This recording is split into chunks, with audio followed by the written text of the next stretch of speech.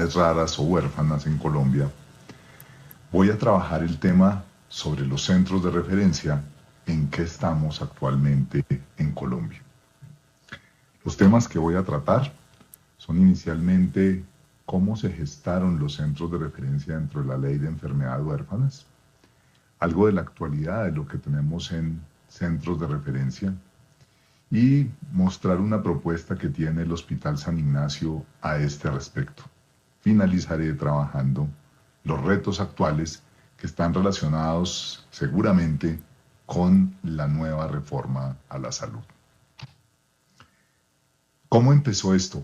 La ley 1392, tal vez una de las leyes más antiguas de todo el continente en enfermedades raras, se hizo pensando en que necesitábamos un registro nacional de pacientes, el cual terminó llevado al Civigila.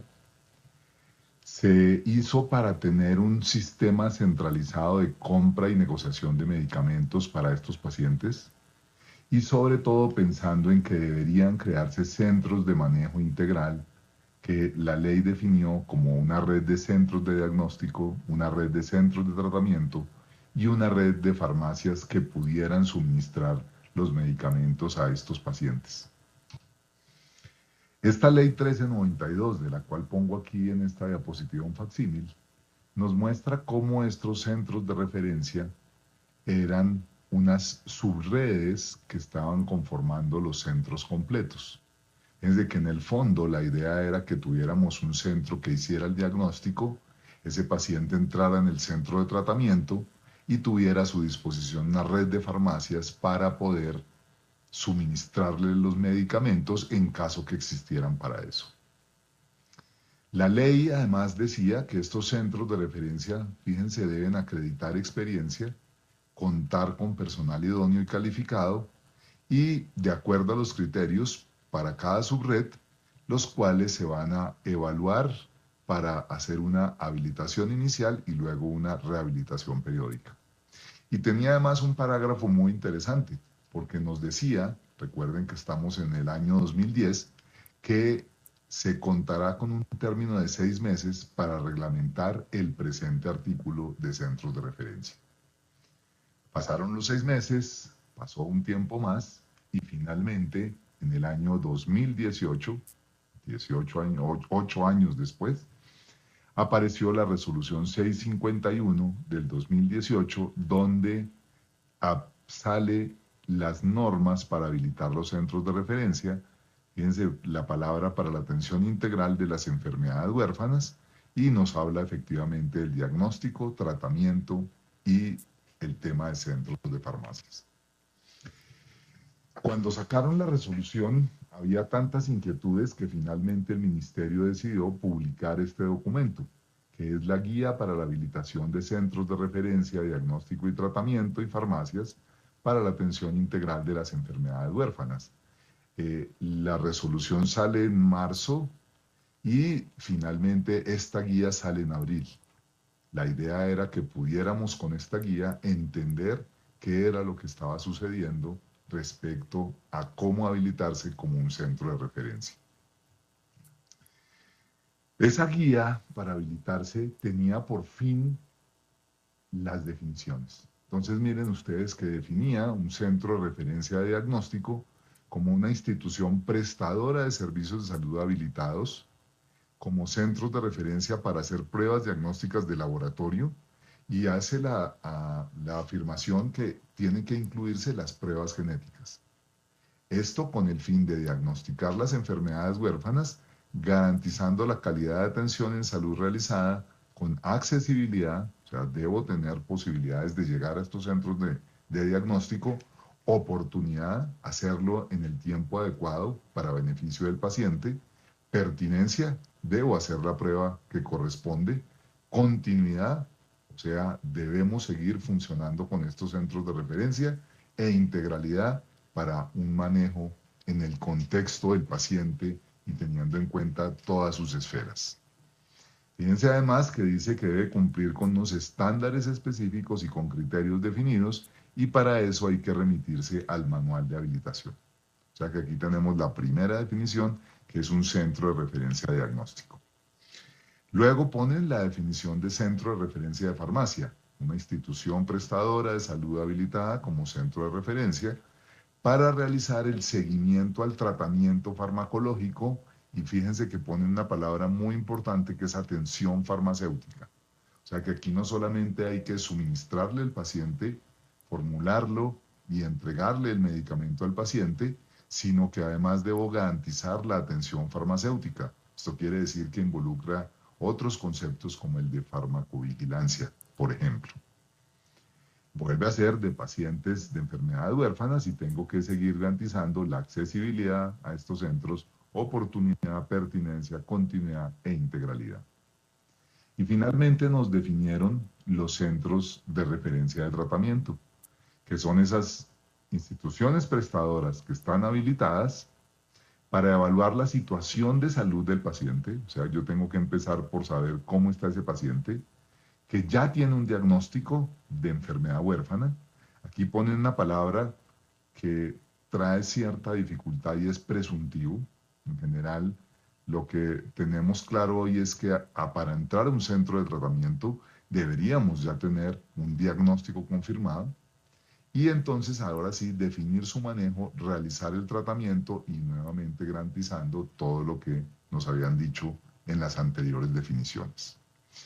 Con esas definiciones ya entramos entonces a cuál sería el proceso para habilitarse. Lo primero con que nos encontramos es que para hacer la habilitación uno puede habilitarse por tipo de centro. Eso quiere decir que uno se puede habilitar solo para farmacia, solo para diagnóstico o solo para tratamiento, o podría habilitarse para las tres. Pero la otra sorpresa que encontramos es que la habilitación hay que hacerla por cada enfermedad.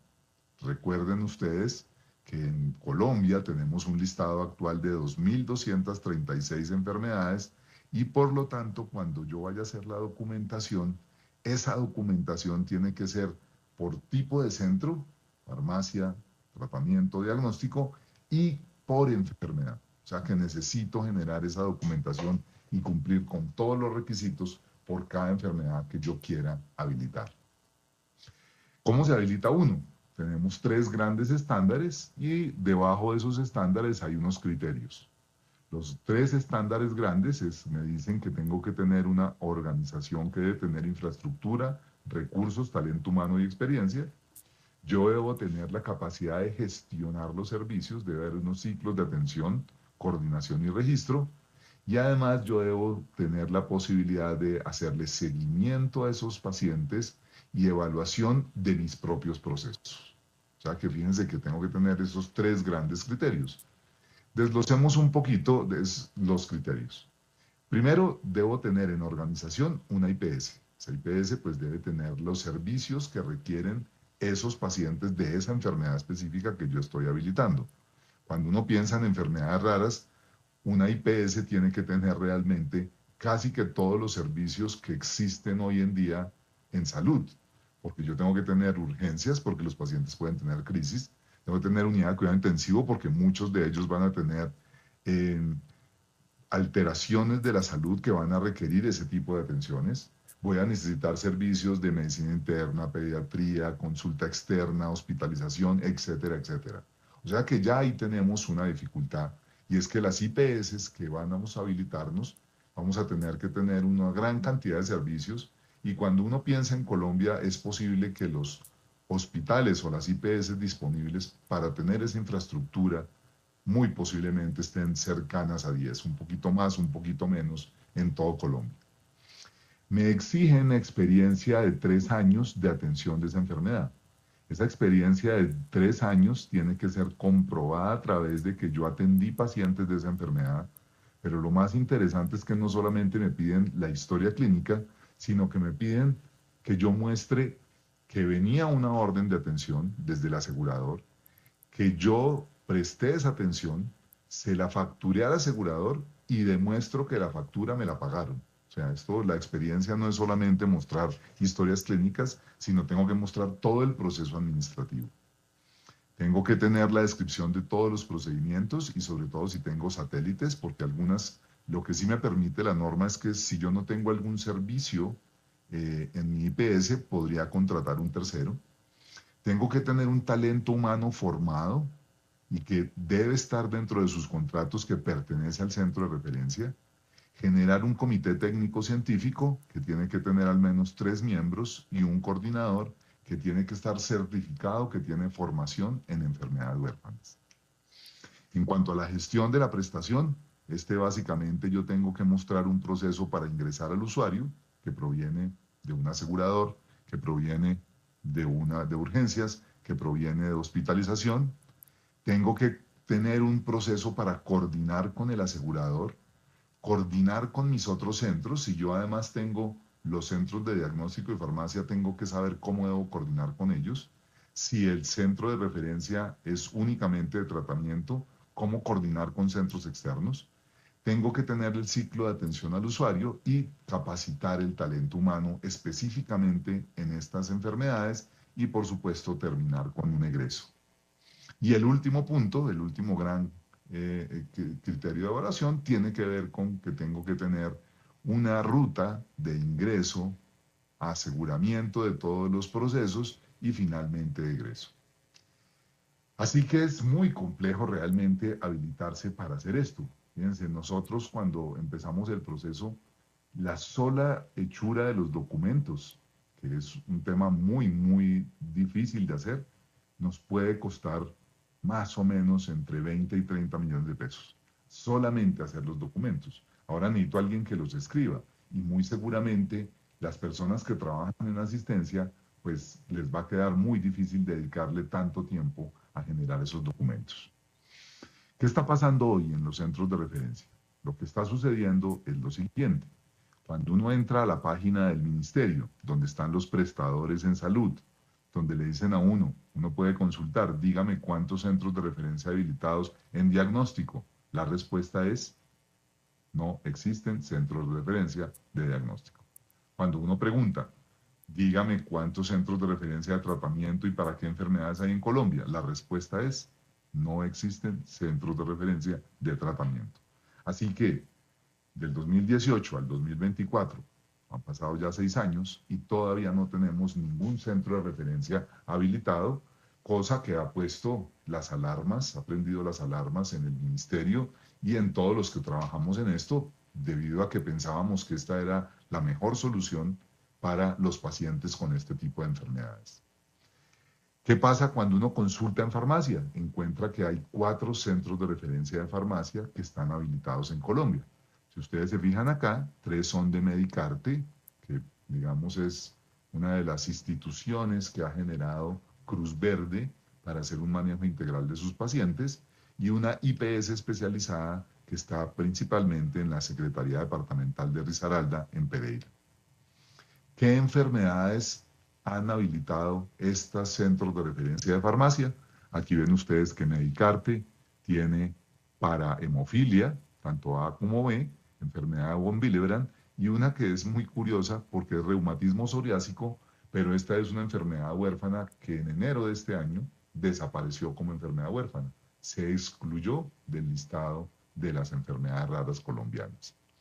Y fíjense ustedes que la IPS especializada en Pereira tiene déficit de factor 8, hemofilia, Gaucher, von Willebrand también, hemoglobinuria paroxística nocturna, 2 tipos de mucopolisacaridosis. Recuerden que aquí hay que habilitar las mucopolisacaridosis, pero cada tipo de ellas, y el síndrome de Hurler-Chain. O sea que miren ustedes que tenemos muy pocas habilitaciones y las únicas que tenemos están dedicadas exclusivamente a farmacia, o sea, a brindar estos medicamentos para estas enfermedades que ustedes ven aquí en la pantalla.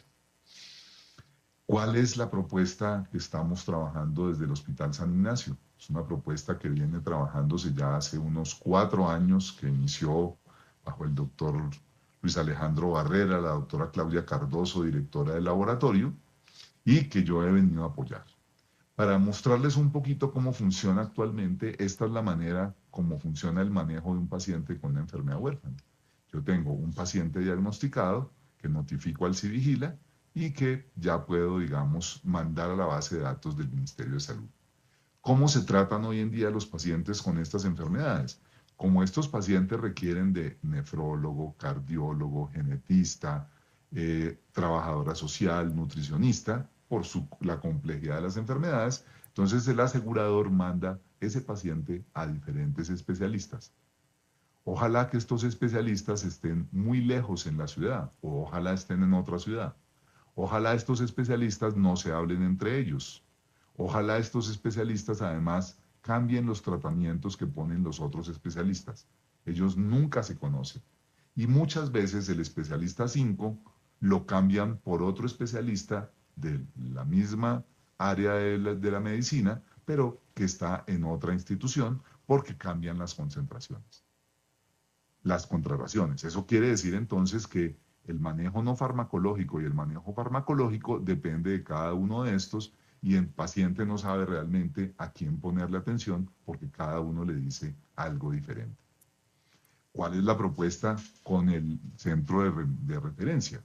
La idea es que el paciente diagnosticado llegue a su centro de referencia, haga una primera consulta que me genera un plan de seguimiento de manejo farmacológico y no farmacológico, y este equipo, exclusivamente este equipo, es quien hace los manejos y le hace seguimiento a través de un protocolo basado en guías de manejo, y ese consultas de seguimiento se hace cercano a su vivienda.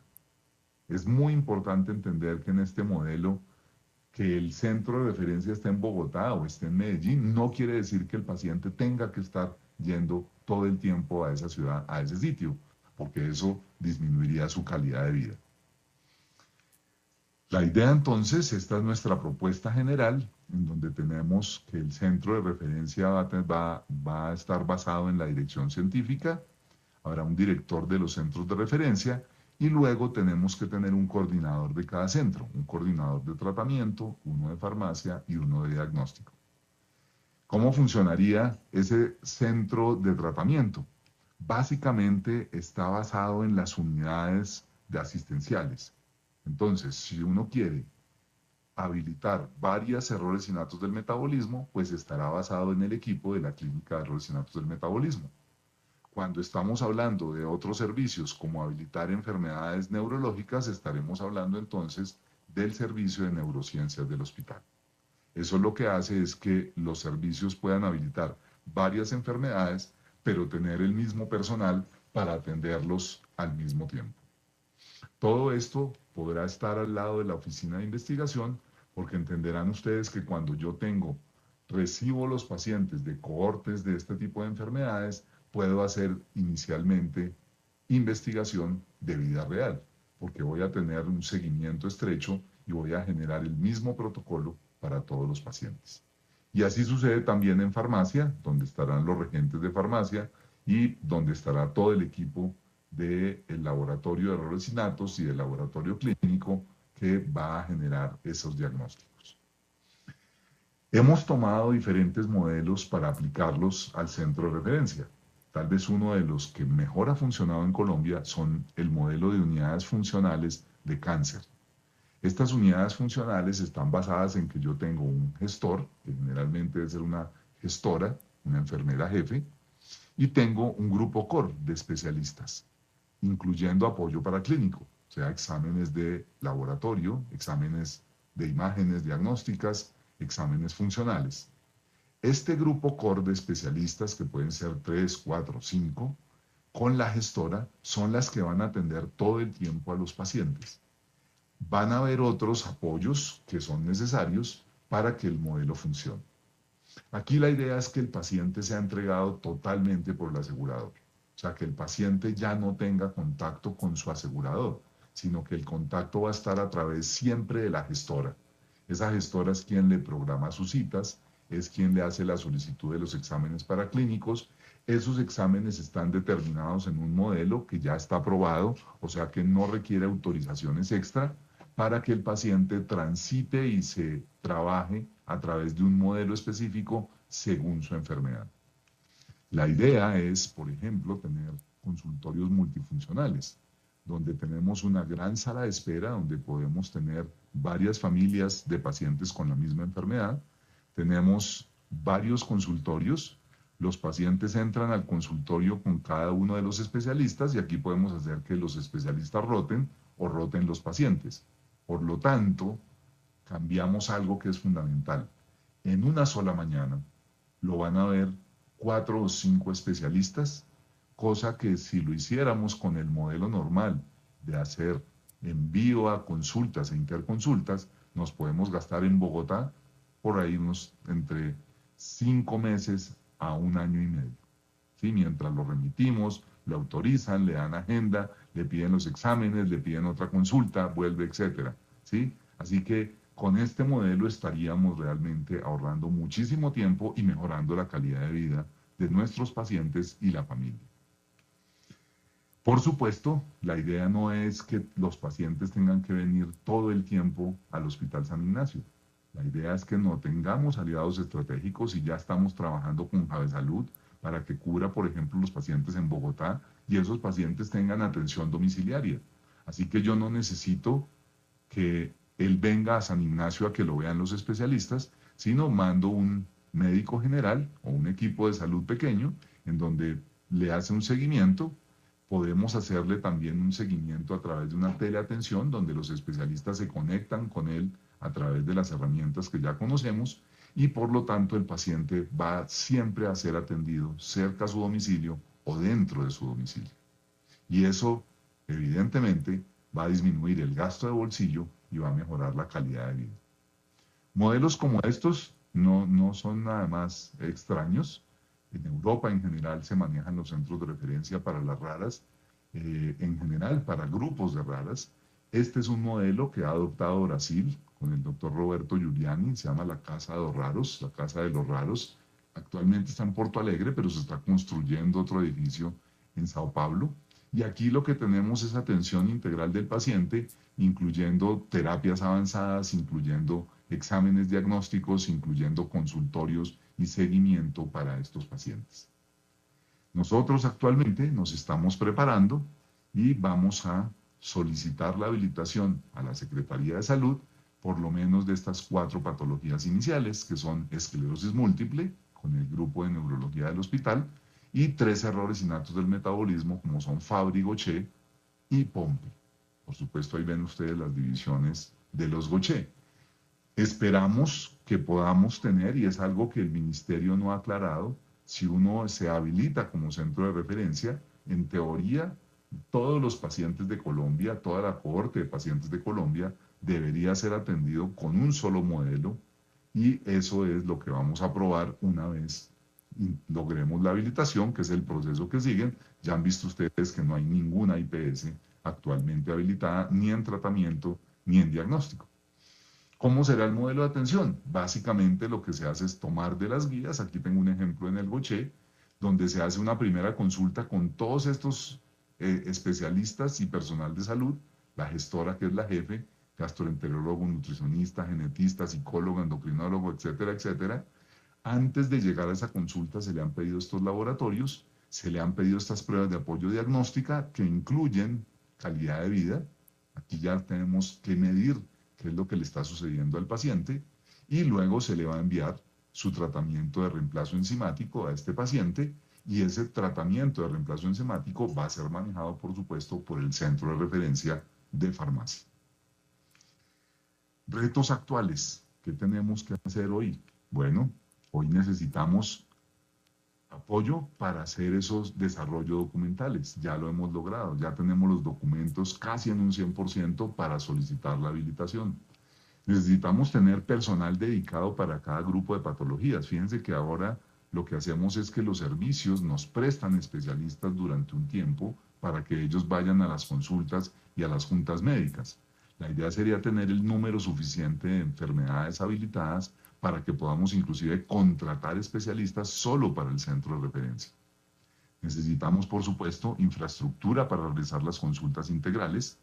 Vamos a utilizar un software de apoyo de seguimiento de cohortes. Esto, como tenemos que interactuar en varias instituciones, los programas de historia clínica no se comunican entre sí. Así que vamos a tener un software de seguimiento que me permite además tener una lista de chequeo para saber si cumplimos con el modelo que estamos generando.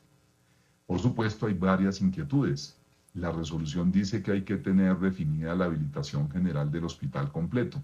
Eso ha sido algo que ha detenido a muchas instituciones para lanzarse a habilitarse. Y por supuesto tenemos que capacitar el personal. Ya hicimos un curso específico para capacitar el personal del Hospital San Ignacio en enfermedades raras. Eso incluyendo el personal no médico, o sea, los químicos farmacéuticos, las enfermeras, las auxiliares, nutricionistas que requerimos para hacer funcionar. Y quiero terminar con, ¿y qué pasa con la reforma a la salud y los centros de referencia? Les cuento, saltándome los diferentes borradores que ha tenido la reforma. Este es un borrador del 2022 donde no había un artículo específico de huérfanas, solo que en el artículo 38, donde hablaba de subcuentas, decía que para poder dar adecuada respuesta a las enfermedades huérfanas y olvidadas, entonces se va a formular una política pública específica. Ahí no había mucha definición sobre esos modelos. Luego ya en la ponencia de entrada a la Comisión Séptima a la Cámara del año pasado, o sea, la ponencia que iba a aprobar o no la Comisión Séptima, llegó un artículo, que era el artículo 22, donde ya nos decían sobre la prestación de servicios especializados para personas de enfermedades raras y su prevención. El Ministerio de Salud y Protección Social fomentará y organizará la red de instituciones o centros especializados en enfermedades raras. Ahí nos quedaba una duda y era que no decía centros de referencias, sino centros especializados y pues no hay una definición específica de centros especializados. Y esto con el objeto de optimizar el diagnóstico preciso y oportuno y garantizar la respuesta terapéutica para estas patologías, miren ustedes, sin importar la ubicación geográfica de la institución ni del paciente, así como diseñar y llevar a cabo programas de investigación, curiosamente le ponen genética, que prevengan su incidencia para disminuir su prevalencia. Ese era el artículo 22 que entró a la Comisión Séptima. Afortunadamente, y por diversos mecanismos, logramos contactarnos con el Ministerio y nos ayudaron y finalmente, en la ponencia de entrada a la Comisión Séptima del Senado, que se va a dar durante las siguientes semanas, ya el artículo fue reformado, ahora es el artículo 21, no 22, y tiene que se fomentará y organizará la red de instituciones o centros de referencia. O sea que dentro de la ley, dentro de la reforma a la salud, tenemos que ahí ya la palabra centros de referencia que queda perfectamente integrado a la resolución 651, que es la norma vigente que podemos tener actualmente. Ese es un panorama de lo que ha pasado con los centros de referencia, de lo que seguramente pasará. Nosotros como Hospital San Ignacio queremos seguir trabajando en esto, queremos ser de los primeros que nos habilitemos para darle además la experiencia, contarle la experiencia al resto de IPS y ojalá motivar a que hayan muchas más, porque estamos convencidos de que esta es la mejor manera de poder brindarle salud a estos pacientes y por supuesto a sus familias. Muchas gracias.